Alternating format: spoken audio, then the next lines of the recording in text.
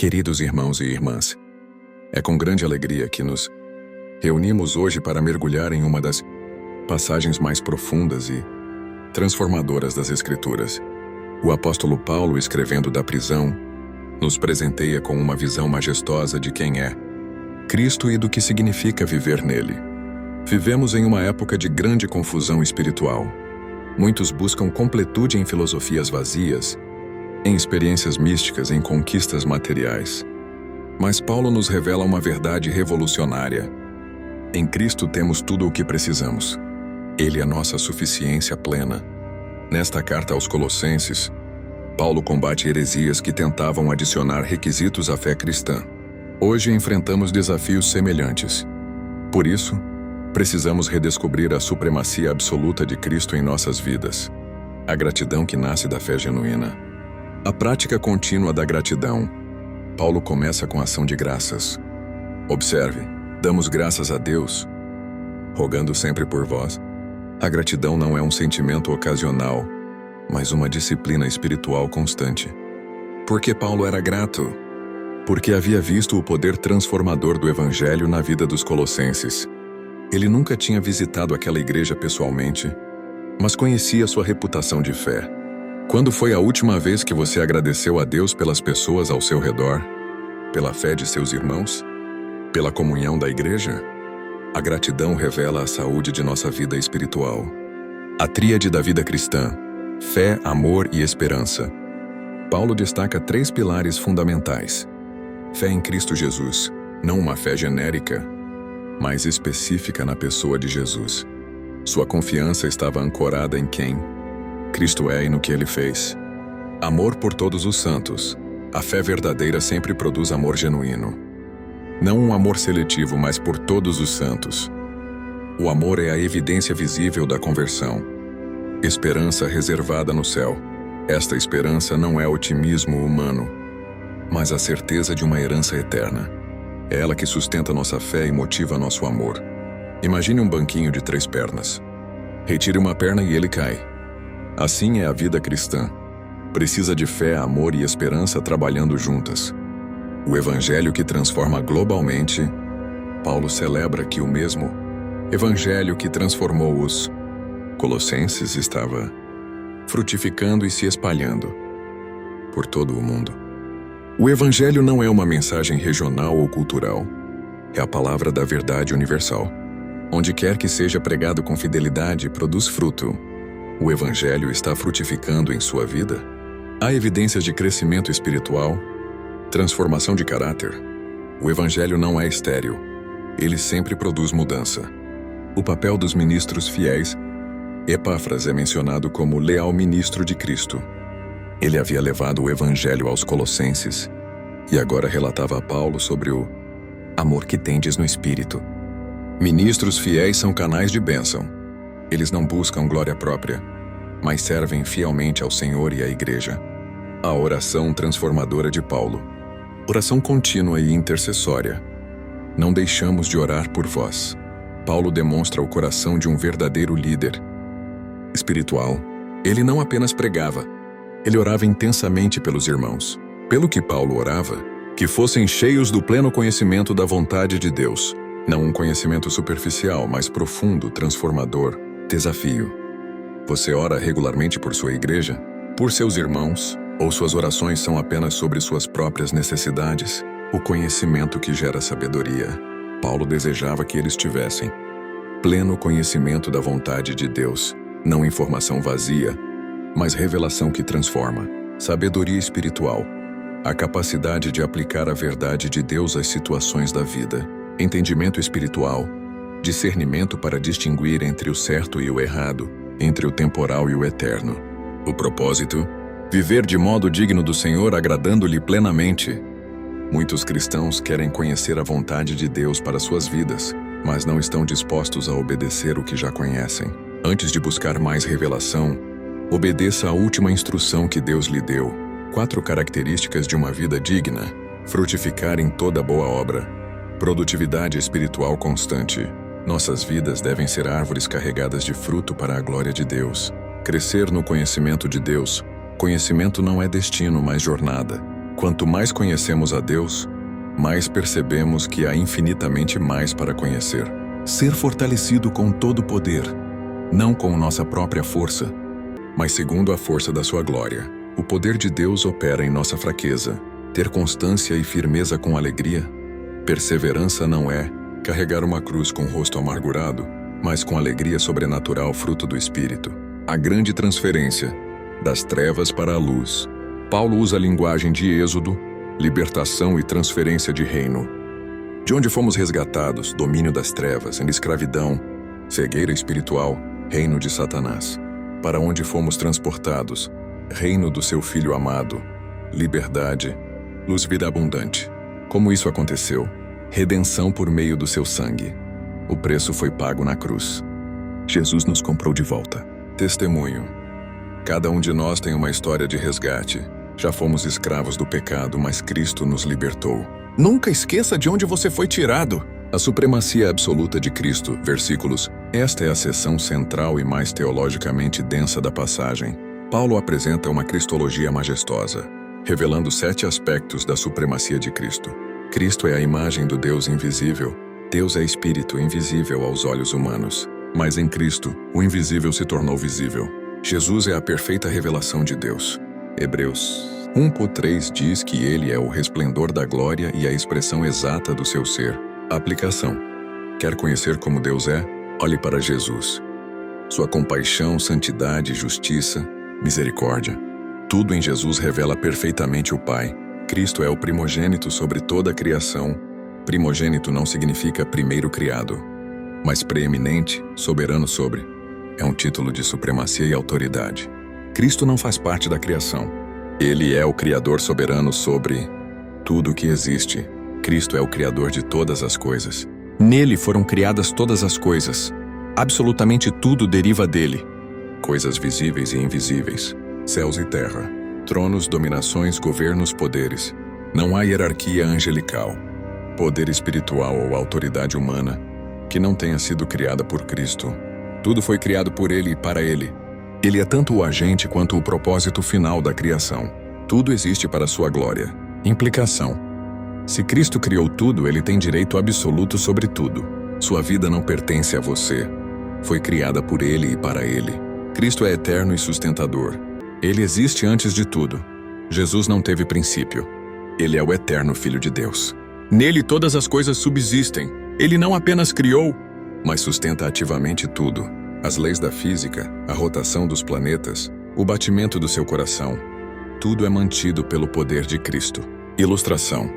Imagine um edifício sendo segurado por pilares invisíveis. Se esses pilares fossem removidos, tudo desabaria.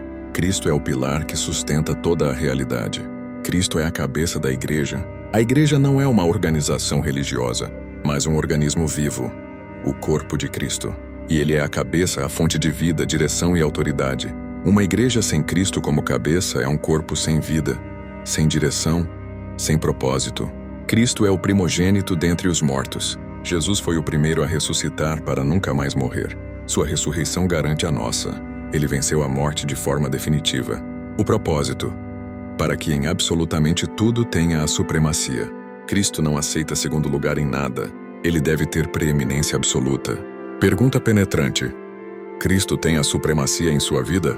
Em suas decisões? Em seus relacionamentos? Em suas finanças? Ou ele é apenas mais uma peça em sua vida? Cristo é a plenitude de Deus. Nele habita toda a plenitude, não uma parte de Deus, mas toda a divindade em forma corpórea. Colossenses 2:9. Cristo é o reconciliador universal. Por intermédio dele, reconciliasse consigo todas as coisas, coisas na terra e nos céus, estabelecendo paz pelo sangue da cruz. A cruz não foi um acidente histórico, mas o plano eterno de Deus para reconciliar consigo um povo rebelde. Se você precisa de paz com Deus, ela só é encontrada na cruz. Não há outro caminho, outro nome, outra possibilidade. Jesus é o único mediador. Nossa transformação em Cristo. O contraste radical.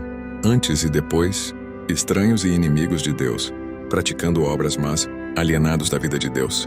Agora, reconciliados no corpo de Cristo, apresentados santos, inculpáveis, absolvidos de toda acusação, esta não é uma mudança superficial, mas uma transformação completa de identidade e posição, Diante de Deus. Testemunho.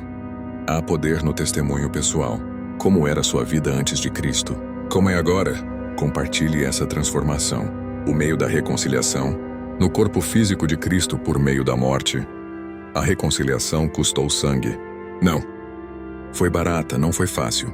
Jesus sofreu fisicamente e morreu realmente para nos reconciliar com Deus. A cruz revela simultaneamente a gravidade do nosso pecado, a profundidade do amor de Deus, o custo da nossa salvação, o resultado glorioso.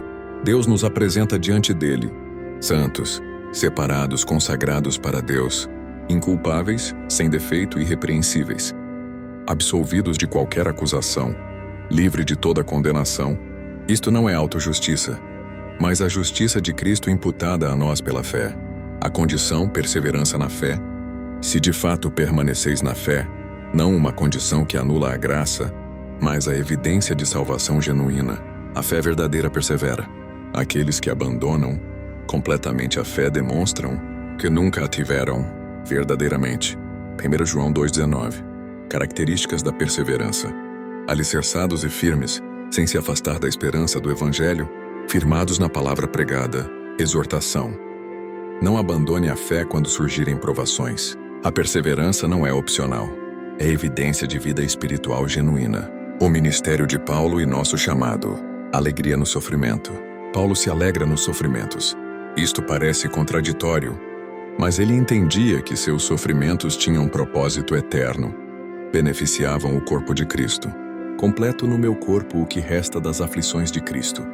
Não que a obra de Cristo fosse incompleta, mas que os sofrimentos apostólicos eram parte do plano de Deus para edificar a igreja. Você consegue encontrar alegria em meio às dificuldades quando sabe que elas servem a um propósito maior. O mistério revelado. O mistério, algo oculto por séculos, agora revelado, que os gentios não judeus seriam incluídos no plano de salvação de Deus. A essência do mistério. Cristo em vós, a esperança da glória. Não Cristo distante, mas Cristo habitando em nós pelo Espírito Santo. Esta é nossa esperança, nossa garantia de glória futura. Cristo vive em você. Esta é a realidade mais transformadora do cristianismo. O próprio Cristo habitando nosso coração pela fé. O objetivo do ministério, a ele proclamamos, no centro da pregação é Cristo. Não métodos, programas ou filosofias. Aconselhando e ensinando a cada pessoa, ministério pessoal individualizado, com toda a sabedoria, não superficialmente, mas com profundidade e discernimento. O alvo. Apresentemos todo o homem perfeito em Cristo. Maturidade espiritual, conformidade com Cristo. O esforço energizado por Deus. Eu me esforço arduamente. Paulo não era passivo. Ele trabalhava com diligência, lutando conforme o seu poder. Mas seu esforço era energizado pelo poder de Deus operando nele. Esta é a dinâmica cristã. Nós trabalhamos, mas é Deus quem opera em nós tanto o querer quanto o realizar. Amados, percorremos uma jornada gloriosa pelo coração do Evangelho. Vimos a supremacia absoluta de Cristo sobre toda a criação, sobre a igreja, sobre a morte, sobre tudo. 3 perguntas finais. Cristo tem a supremacia em sua vida? Ou ele compete com outras prioridades, outros amores, outras lealdades? Você experimentou a transformação do Evangelho? Você foi transferido das trevas para a luz? Conhece pessoalmente este Cristo Supremo? Você está perseverando na fé, permanecendo firme? Ou está se afastando da esperança do Evangelho? Se hoje você reconhece que Cristo não tem a supremacia em sua vida, este é o momento de entregá-la completamente a Ele. Ele não aceita ser apenas uma parte de sua vida. Ele deve ser o Senhor de tudo. Se você ainda não conhece pessoalmente a Cristo, o convite está aberto. Arrependa-se de seus pecados e confie nele como Salvador e Senhor. Seja reconciliado com Deus hoje. Para aqueles que já são cristãos, que esta mensagem renove em nós a visão da glória suprema de Cristo. Que vivamos para aquele que morreu e ressuscitou por nós. Que nossa fé produza amor e nossa esperança nos mantenha firmes até o fim. Cristo é tudo! Nele temos tudo. Ele merece tudo! Oremos. Agora faço um convite a você. Vamos juntos em uma pequena oração. Feche os teus olhos e vamos orar. Pai Celestial, com corações gratos e reverentes, nos curvamos diante de Ti neste momento. Obrigado por tua palavra viva e eficaz que nos foi revelada hoje. Obrigado por nos permitir contemplar, ainda que de forma limitada, a supremacia gloriosa de Cristo Jesus, nosso Senhor. Senhor Jesus, Tu és a imagem do Deus invisível, Tu és o Criador e sustentador de todas as coisas. Tu és a cabeça da Igreja, o primogênito dentre os mortos, aquele em quem habita toda a plenitude da divindade. Reconhecemos que tudo foi criado por Ti e para Ti. Que possas ter em nossas vidas a supremacia que mereces. Perdoa-nos, Senhor, pelas vezes em que Te colocamos em segundo lugar. Perdoa-nos por buscar satisfação em coisas vazias, quando em Ti está toda a plenitude.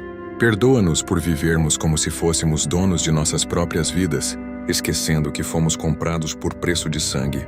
Obrigado, Jesus, pela cruz. Obrigado por nos resgatar do domínio das trevas. Obrigado por nos reconciliar com o Pai através do Teu corpo físico, por meio da Tua morte. Obrigado por nos apresentar santos inculpáveis e livres de toda a acusação diante de Deus. Espírito Santo, enche-nos hoje do pleno conhecimento da vontade de Deus. Dá-nos sabedoria e entendimento espiritual para vivermos de modo digno do Senhor, agradando-lhe em tudo. Ajuda-nos a frutificar em toda boa obra. Fortalece-nos com todo o poder, segundo a força da glória de Deus, para que tenhamos constância, firmeza e alegria em meio às tribulações desta vida. Oramos pelos que ainda não Te conhecem.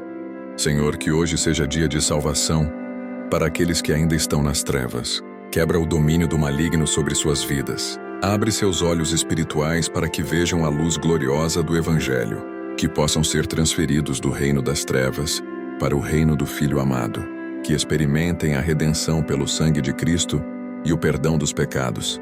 Obrigado por ter ficado até aqui. Deixe o seu like, seu comentário e compartilhe essa mensagem para seus amigos.